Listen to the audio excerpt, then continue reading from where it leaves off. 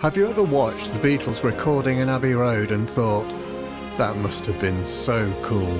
Well, I haven't invented time travel, but I have started to build a version of Abbey Road in my home studio. Hi, I hope that you're well, or if you're new, thanks for checking out the channel. I'm Matt from Distant Sun Studios, and in today's video I wanted to show you the start of a studio build where I'm trying to recreate an authentic version of Abbey Road back in 1969. I'm going to take you through the hardware that's already in place, and please let me know in the comments below which are your favourite pieces of gear and any future videos that you would like me to make. Okay, let's go. To start with, over on the right hand side, I have two channel strips that have faithfully been recreated by Chandler in conjunction with Abbey Road.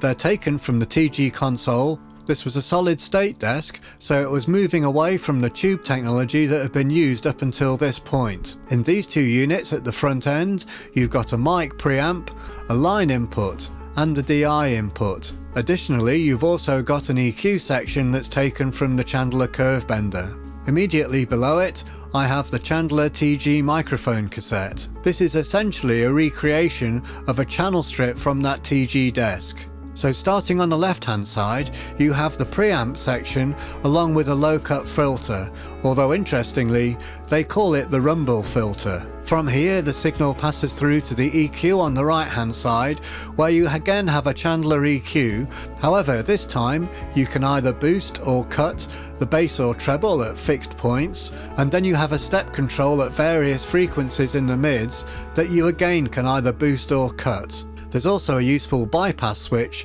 so you can bring the EQ in and out. One thing I also forgot to mention was in the preamp stage you have got a trim control, and then again on the EQ you have a master trim for the output. The final element in the microphone cassette is the TG opto compressor.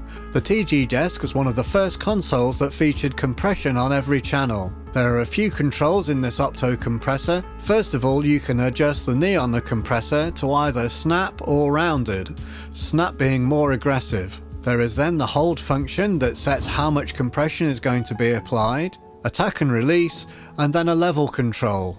This allows you to bring the compressor in and out and then level match it with the original signal.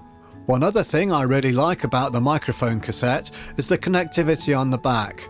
If you want to, you can run the preamp and the EQ as one unit and then the opto compressor separately. Or if you prefer, you can just patch the output of the EQ directly into the compressor and then it just works as one unit. So now the final piece of hardware in what I'm calling my TG rack, the Chandler Zener limiter. This is probably one of the most recognisable and famous limiters out there. It's a stereo unit and the controls for each compressor are mirrored on either side. If we start in the top left hand corner, you can set the input level to high or low. Immediately below this are stepped input and output controls, and something that's worth noting here is the white settings are what would have been available on the original vintage units. Moving across, there are now 3 modes of compression, and now something that wasn't featured in the original unit, a sidechain. To engage the sidechain, just select the frequency where you would like the compressor to let the signal through.